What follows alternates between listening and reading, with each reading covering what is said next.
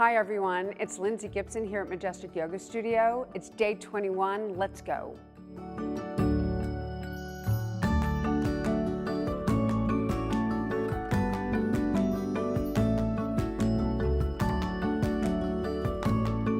Hi, my name is Lindsay Gibson and this is Melissa Brennan. And today's class is Aging Gracefully. So let's start on your back. So if you'd lie down here with your head facing this way, with your knees bent, and just come lie with your arms by your side. Cross your right ankle over your left knee,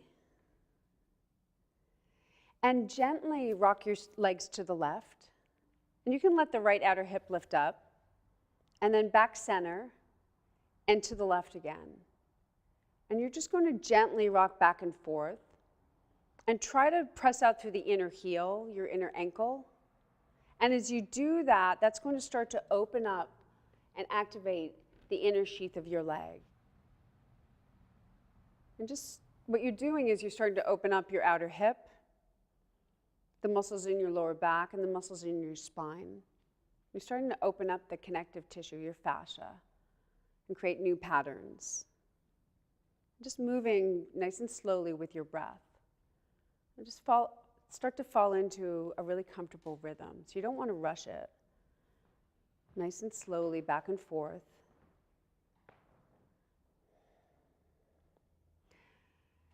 And now bend your arms coming into cactus arms, scarecrow arms. So your hands are on the ground, your elbows are on the ground.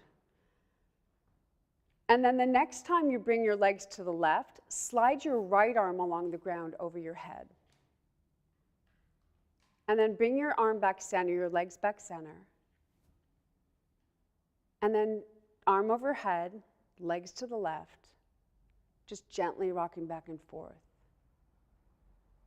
Noticing your shoulders, noticing your hips, your right hip, noticing your spine. And then the next time you bring your arm over your head, let your head rotate over to the right. And then come back center with your head, your arm, and your leg, just gently moving back and forth with your breath. Now, if it's tight in your neck, don't go quite as far. If you're pulling in your lower back, don't go quite as far over to the side. And you're stretching out the outer sheath of your right side of your body. Let's do one more.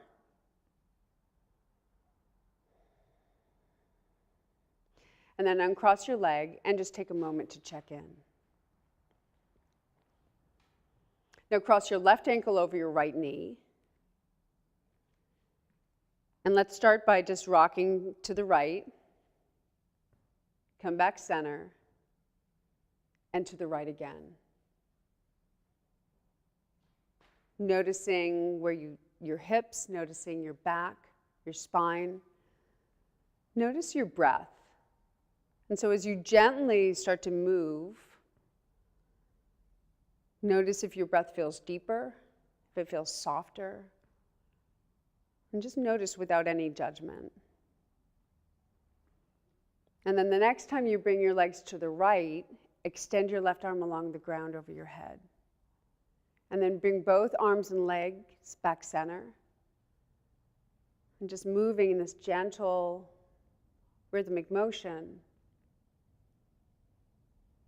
Again, you're stretching out the outer hip, your external rotator muscles, your spine, your shoulder. Now gently turning your head to the left as you extend your arm over your head. And you're also opening up the fascia, your connective tissue. So our connective tissue has patterning in it. And so you're starting to open it up and create new neuromuscular patterns. You're also stretching out your psoas, which is one of your fight, flight, or freeze muscles. So you may feel as you do this that you feel a sense of calm and a sense of ease. And that's just because by stretching your psoas, it activates your parasympathetic nervous system. Let's do one more. And as those of you who know me, I'm not good at counting, so if you want to do a couple more, if I didn't even yourself out, then you could do a few more. And then when you're done with your last one, just uncross your leg and extend both legs straight out. And just take a moment to notice. And let everything sink in. Notice how your hips feel, how your legs feel. Notice your pelvis. Notice your spine, your shoulders, your neck. Notice your breath and your inner body. And then bending one knee at a time, roll over onto your side, and let's come up onto your hands and knees and come into table pose. Now, if your knees are sensitive, you can put a blanket underneath your knees or a towel. You want your shoulders over your wrists, your hips over your knees, and we'll come into bird dog. So very slowly start to lift your right arm up, left leg up, reaching out, and then lower back down, and then left arm, right leg out. And as you lift the leg, let the outer hip drop, because we all tend to lift a little bit from the gluteus medius, which is one of your hip muscles. So just let the outer hip drop, or you can imagine that you have a T-plate or a kitty cat on your pelvis. You want to keep your hips square and your spine long. And just moving slowly, connecting inward to your breath. Trying to keep the pelvis steady, your spine long. We'll do one more each side. Lengthening out through the pinky finger, out through your inner heel. Again, imagine you have that kitty cat or plate on your sacrum to keep your pelvis steady. And now, in table pose, press down through your toenails, press the shin bones towards the ground, lengthening your side body. Curl your toes under, and we'll lift up into downward facing dog. So bend your knees, press down through your toe mounds, through all 10 toe mounds. Big toe, pinky toe, and then the other 6. Root your tailbone, so really ground your tailbone, pulling your inner heels back, and then move towards a straighter leg.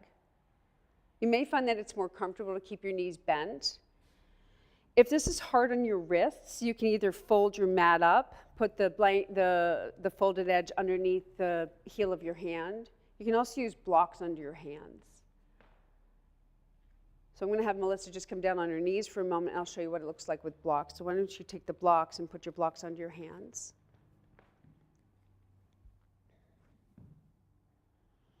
And so you can place your hands on the blocks and come back into downward facing dog. And what that does is it just lengthens your levers, it lengthens your arms. It'll give you a little bit of relief in your wrists and your shoulders. So we'll have Melissa stay with her hands in downward dog on the blocks. Lengthening your side body, lengthening your spine. And then very slowly walking up to the top of the mat into forward bend, into Uttanasana.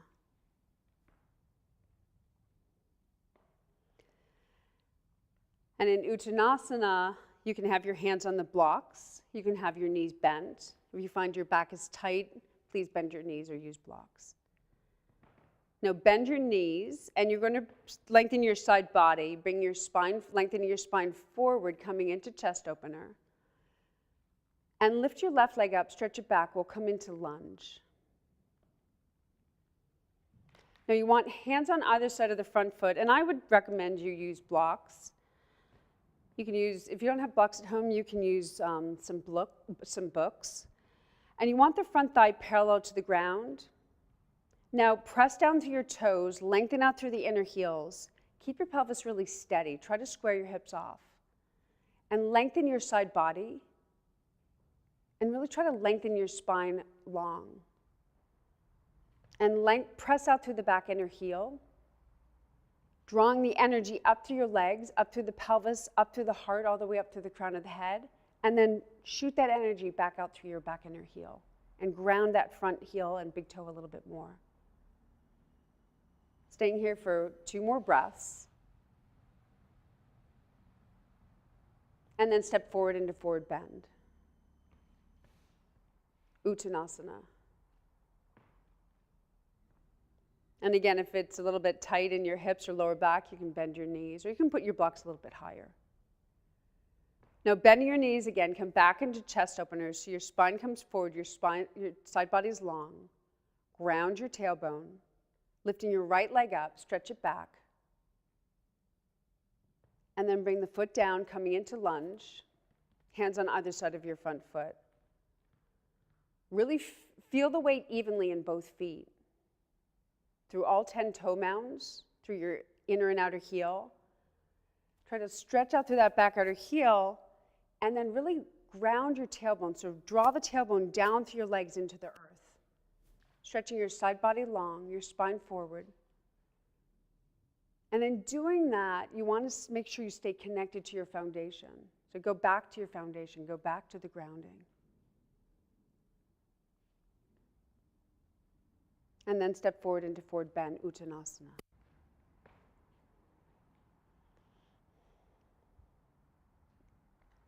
Pressing down through your feet, slowly rising up into Tadasana, into mountain pose. And you can bend your knees, reach your arms up to the sky, rooting down through your feet, grounding the tailbone down, lift your spine up to the sky,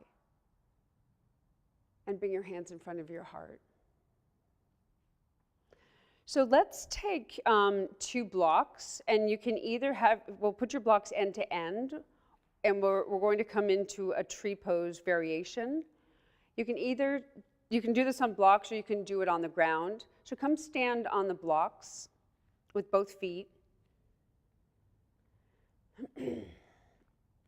Now, if you're finding that this is a little uncomfortable on your feet, please do this on the ground. And you can also do it at a wall if your balance is a little unstable, because we're going to do some balancing here. So you can stand on whichever foot you'd like, and bring that foot into the middle of the block. It'll make you a little more stable. And you want to keep your pelvis really steady, your hips straight ahead, and lift the leg you're going to lift. Lift that leg up in the air. Belly button straight ahead. And the purpose of the block is to create a little bit of instability. It also helps to open up your feet and helps you to connect to your feet and actually strengthen them. So draw that energy from your feet up through your legs, grounding your tailbone down. Now you can stay here, or you can bring your hands in front of your heart or over your head. And stand tall, lengthening the upper spine, and then ground your tailbone down again. 2 more breaths, finding steadiness, keeping the hips square, belly button straight ahead. And then lowering your hands back down, slowly lowering the leg back down, trying to stay steady. And then we'll switch sides. So you want to bring the left foot back, your other foot into the middle of the block. Keeping your pelvis steady, bend your knee, slowly lift up. So you have to really use your core here. Ground your tailbone, lengthen your upper spine. Now keep that. You can keep your hands by your side. You can bring your hands in front of your heart, or you can reach them over your head. And keep your gaze straight ahead. Standing tall, and go back to your foundation. Really ground down through the foot. Feel the block with your foot.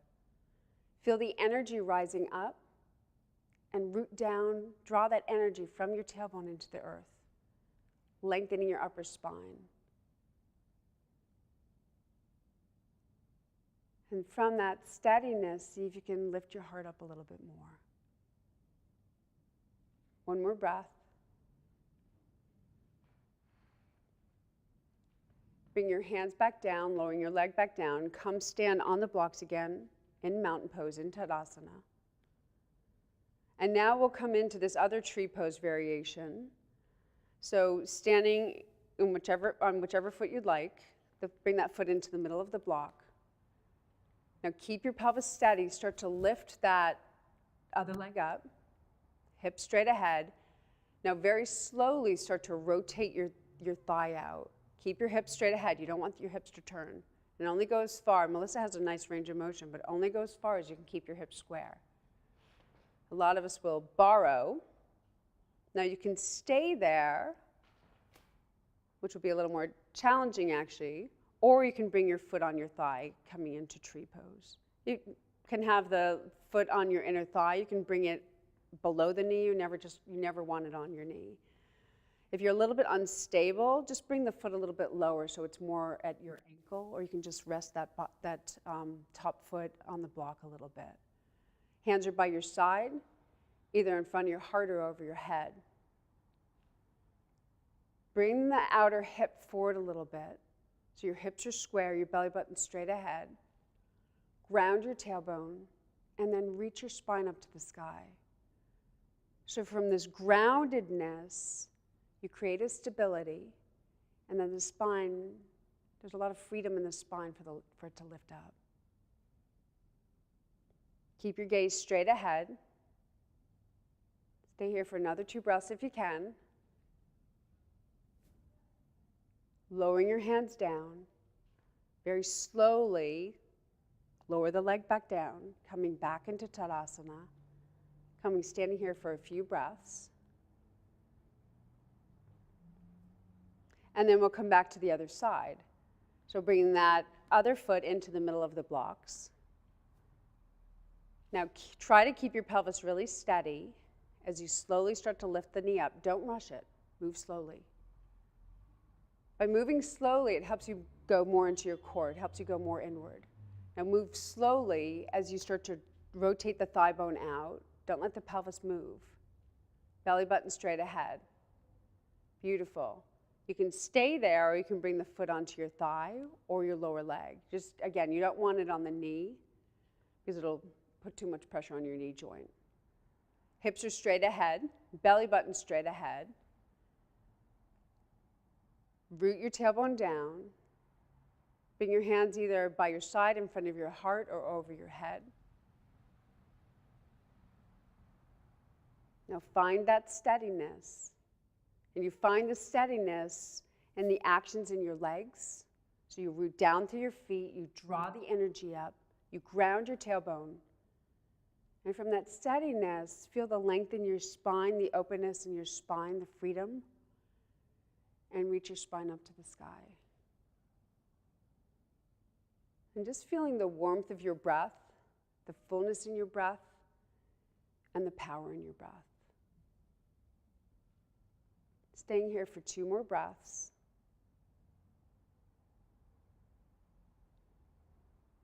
Lowering your hands down, lowering your leg back down.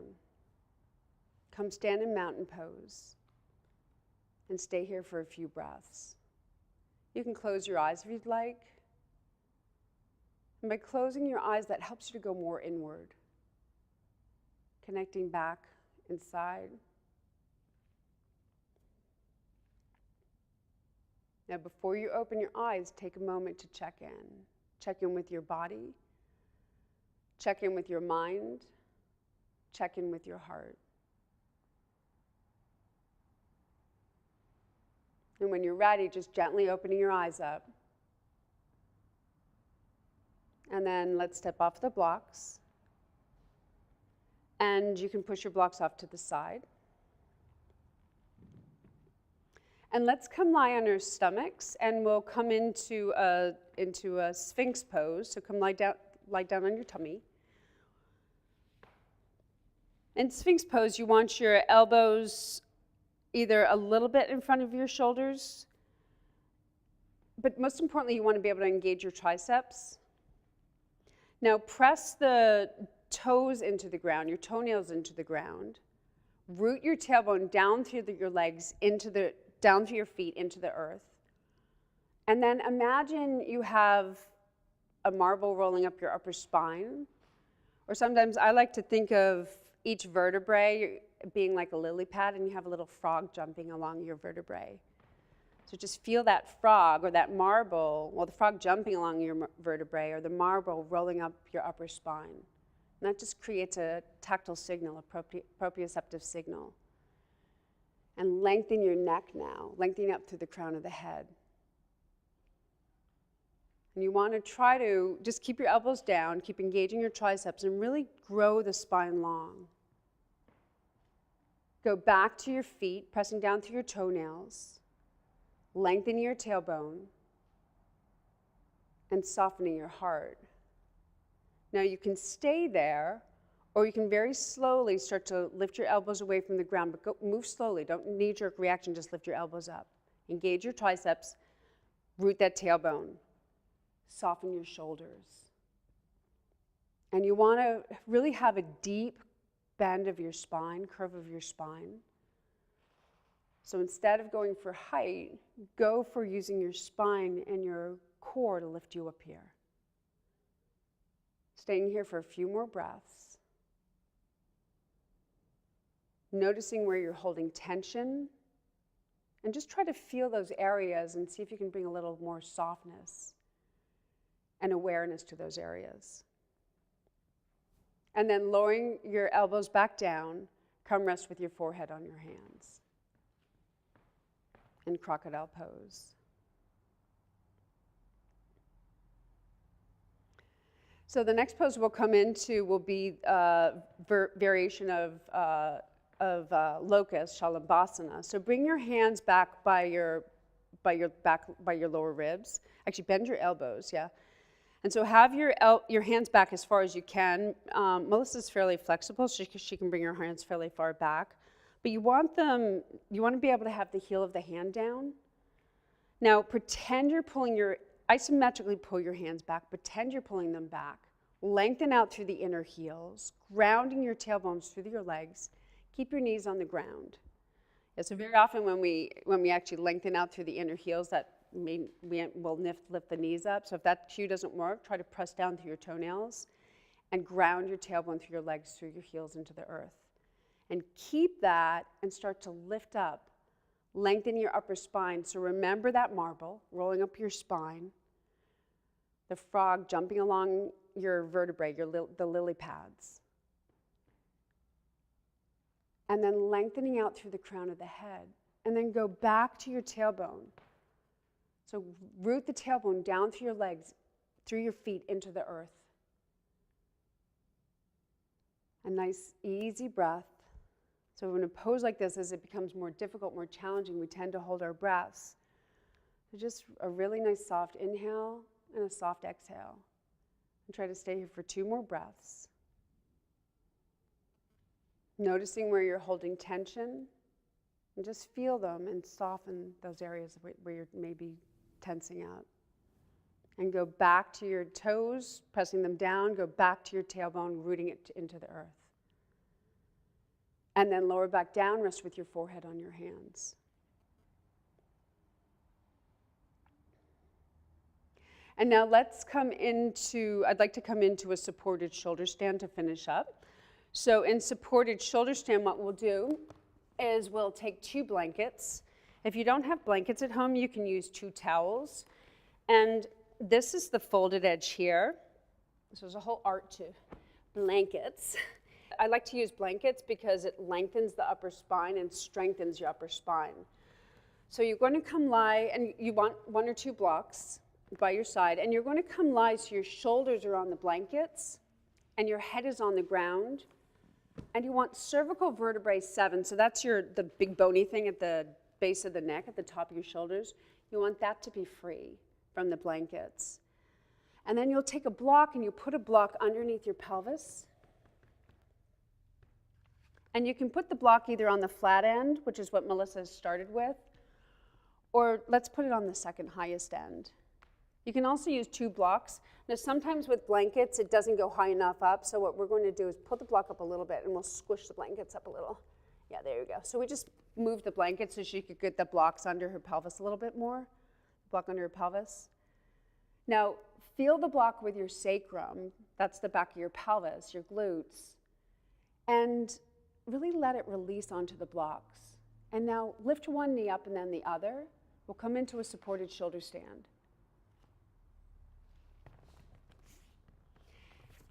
Now, keep feeling the blocks with your pelvis, with your glutes, your buttocks. And with that, by feeling it, that's going to help you to release onto it.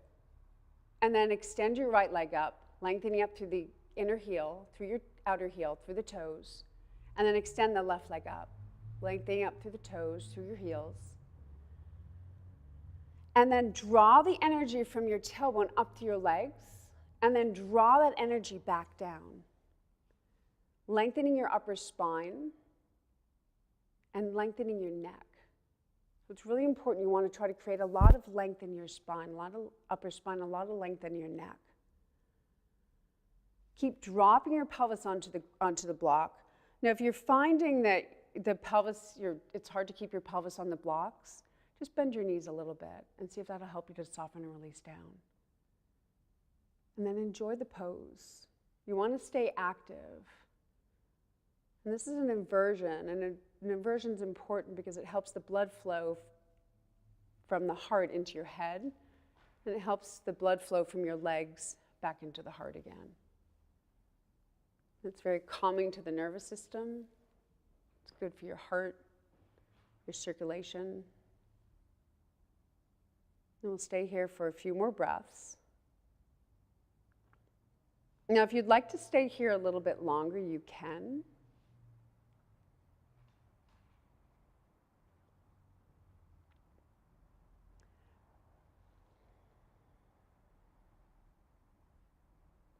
Keep pressing up to the big toe, pinky toe, through your inner outer heel. So the pose is really active. Drawing the energy from your tailbone up to your legs, grounding your pelvis, lengthening your side body, lengthening your upper spine, lengthening your neck.